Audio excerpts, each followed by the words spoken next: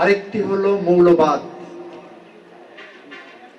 আশেপাশের মসজিদগুলোতে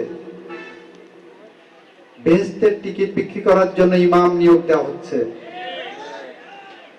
আমি অনুরোধ করব আপনাদেরকে, প্রাক্তন ছাত্র হিসাবে এই অঙ্গনকে, শৈলকুপাকে শান্তিপূর্ণ রাখার জন্য, এই অঙ্গনকে শান্তিতে রাখার জন্য, আপনার সন্তানের আগামী ভবিষ্যৎ জন্য বেহেশতের টিকিট বিক্রি করার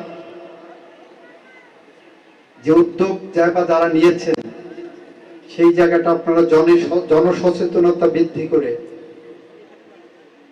একটি বাসযোগ্য আবাসভূমি হিসাবে গড়ে তোলায় আপনারা ভূমিকা রাখবেন।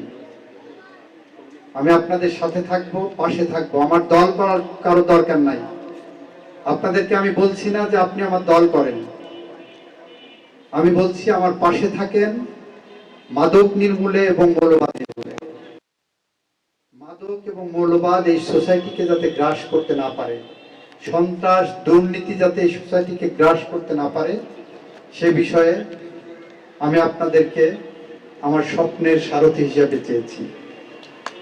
আশা করি সেই স্বপ্নের পথে আপনারা আমাকে সহযোগিতা করবেন। এই কথা বলে